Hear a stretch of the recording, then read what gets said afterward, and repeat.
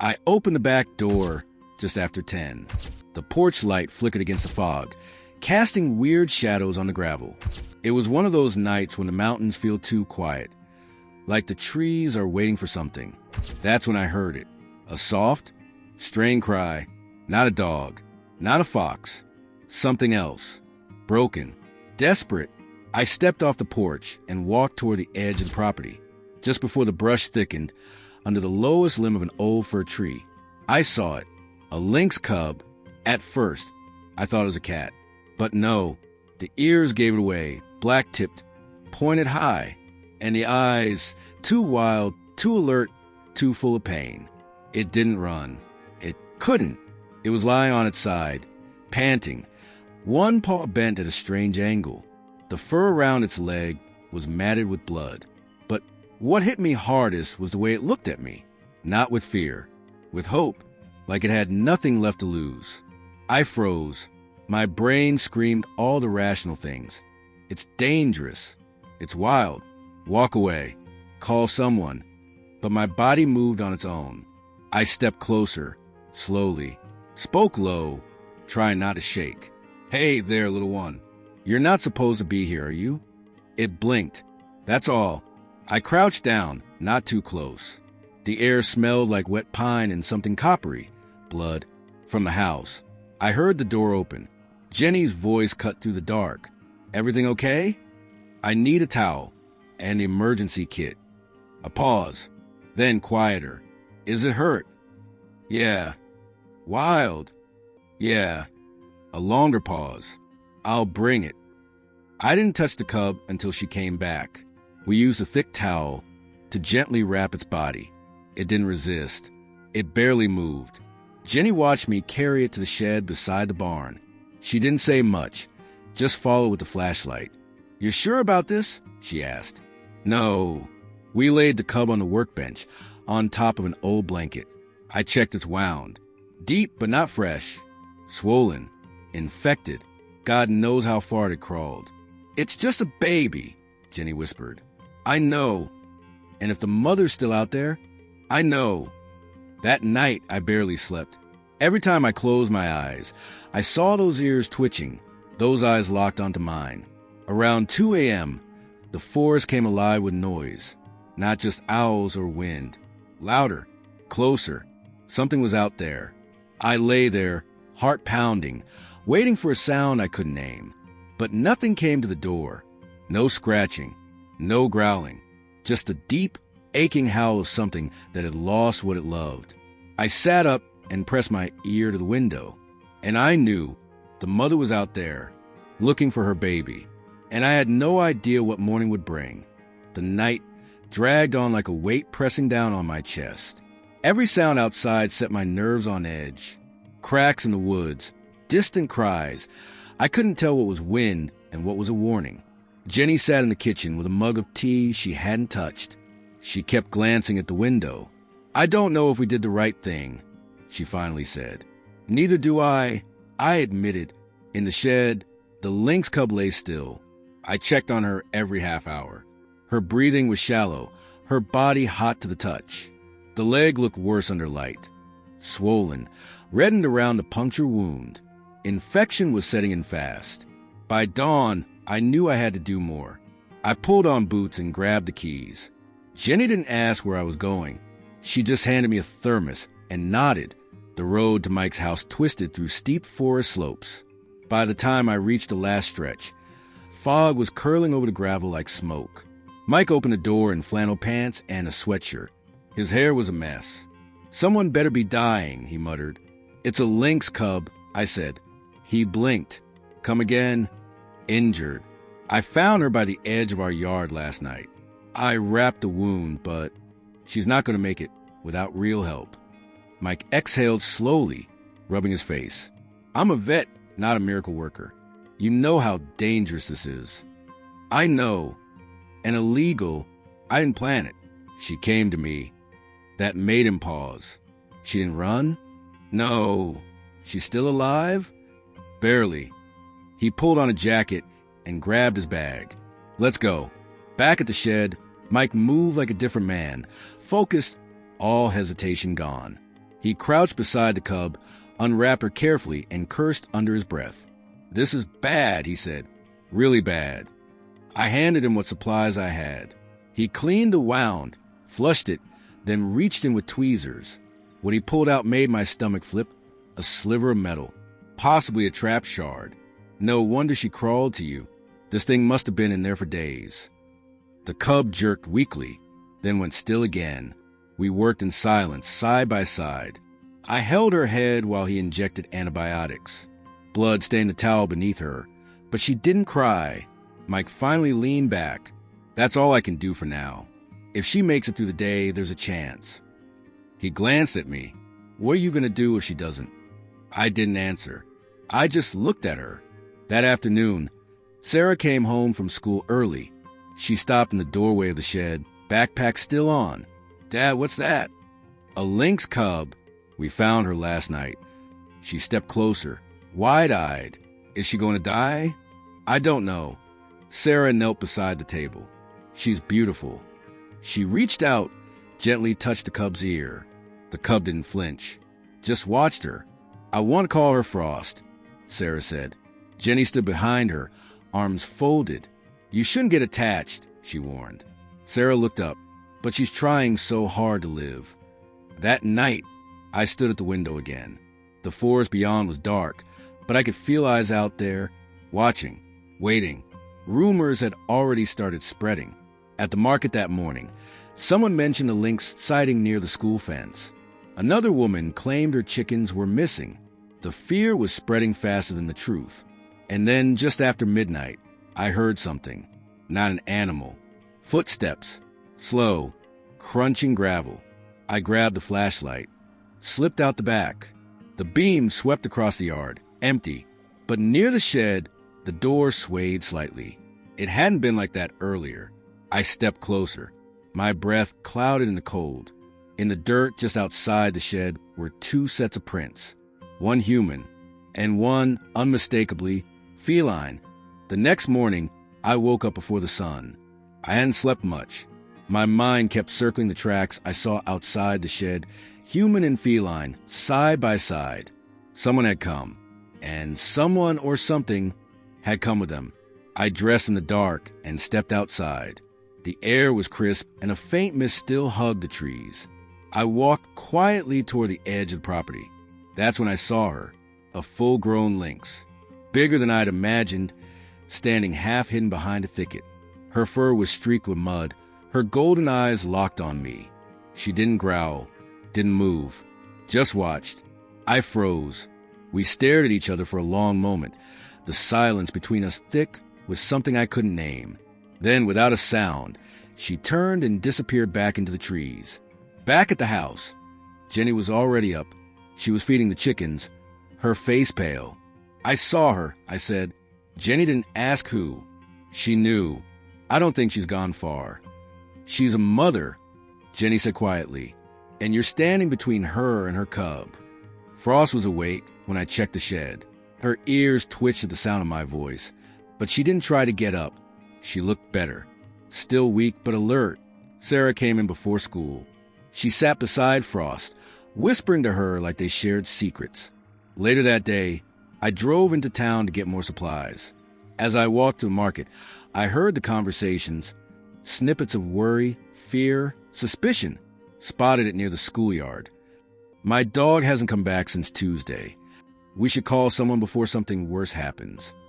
By the time I returned home, Richard was waiting, sheriff in uniform, standing beside his cruiser like a statue carved from tension. "Mind if I come in?" he asked, though we both knew it wasn't really a question. We sat on the porch. He didn't take his sunglasses off. "I heard you've got a lynx problem," he said. "I've got a lynx cub. She's injured. I'm just trying to help." "And the adult spotted near school? The rumors in town? I don't know what you want me to say." Richard sighed. "I'm not here to make trouble, but you know the law. You can't harbor wild animals. And if someone gets hurt, if this ends badly, people won't forget who brought it on." That night, Jenny and I argued. "You need to let her go," she said. "This isn't safe. Not for Sarah. Not for any of us. She's not ready." You think the lynx will just wait forever? Jenny's voice cracked. I don't want to wake up and find our daughter missing. I didn't sleep. I sat by Frost, watching her breathe. In the early hours, I heard Sarah crying quietly in her room. I didn't go in. Frost refused food that morning. Her eyes were fixed on the forest beyond the window. She was healing, but she wasn't happy. By noon, I made a choice. We carried her crate out to the edge of the woods. I left it open. We sat far back and waited. Hours passed. Birds called. Wind shifted. Nothing happened. Just as the sun began to fall, a shape moved between the trees. The lynx.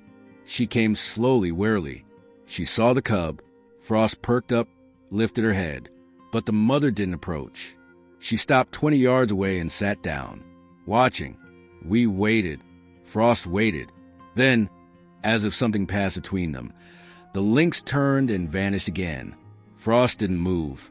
She just lay there, staring into the trees. That night, a neighbor's dog went missing. The next morning, there was talk at the diner about blood in the snow, tracks, something big seen near the church. People were scared, angry. When I went to shed, the door was ajar. Inside, nothing seemed touched. But outside, just beyond the window, were prints again. One set was human, one was feline, and they stood side by side for a long time before vanishing into the forest. The days that followed felt like a storm rolling in. Word had spread. People weren't just talking anymore. They were angry. Someone hung a flyer on our mailbox with the words, "Wild killer near your kids," in all caps. At breakfast, Jenny was quiet, folding and refolding her napkin. Sarah stared into her cereal, not touching it. Then she spoke. "They said I'm the girl whose dad keeps a killer cat." My stomach clenched. "What do you mean?" I asked. "Some kids at school." They laughed. One of them pushed my tray off the table. Jenny's face went white. "That's it. No more. We need to fix this." "Fix what?" I said. "We're trying to help. This isn't wrong." But even as I said it, I wasn't sure anymore. That night, I sat on the porch with Frost. Her body was stronger, her coat glossy again. But her eyes, they were always searching the tree line. She didn't belong here. And yet, I couldn't imagine this house without her now. I decided to try again. We took her crate back to the edge of the woods. This time, I placed one of my old jackets beside it, something familiar, in case she needed comfort. Then I stepped back. Frost didn't run. She sat at the edge, nose in the air, sniffing. After a long while, she laid down beside the jacket. That night, I watched in the kitchen window, heart thudding with every shadow that moved. Near midnight, something happened. The lights flickered once, then went out completely. Jenny called from upstairs. "What happened?" I grabbed a flashlight and stepped out onto the porch. The shed door was swinging. I moved carefully, light trembling in my hand. The crate was still there, empty. Frost was gone. I scanned the woods, but all I heard was wind. Then low growl, close. I turned slowly. Behind me, just beyond the reach of light, stood the lynx. She didn't move. Neither did I. Then, a flicker of movement at her side. Frost. The mother glanced at me once more, then vanished with her cub. I didn't follow. In the morning, I found their tracks in the snow. They led north, away from town, toward the high ridge. But something else caught my eye. A second set of prints. Boots. They started at the shed, veered off toward the tree line, then stopped. No return path. That day Mike came by. He looked tired, like the whole forest was pressing on him. "You hear the power outage last night was an accident?" he asked. "What do you mean?" "Someone cut the lines. Sheriff's looking into it.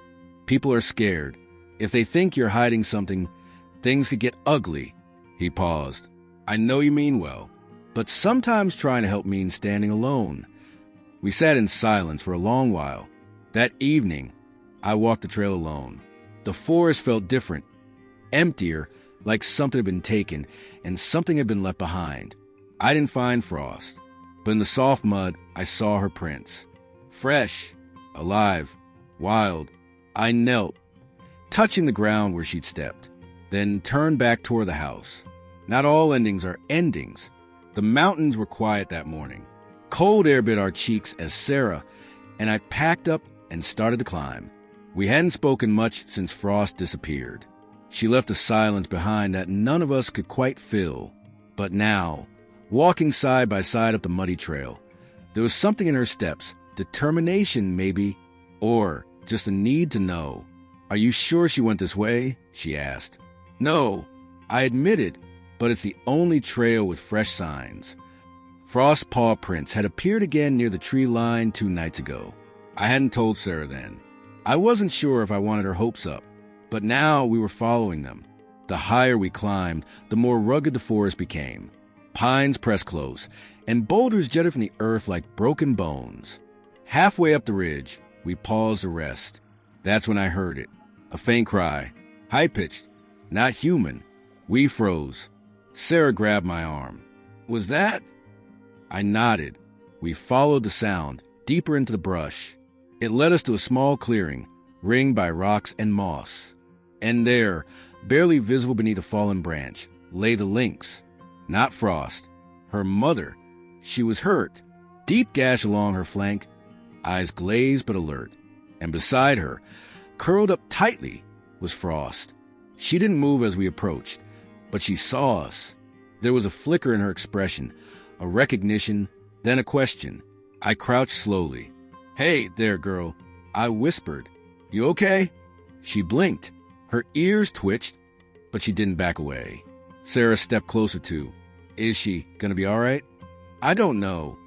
The mother lynx didn't growl, didn't bare her teeth.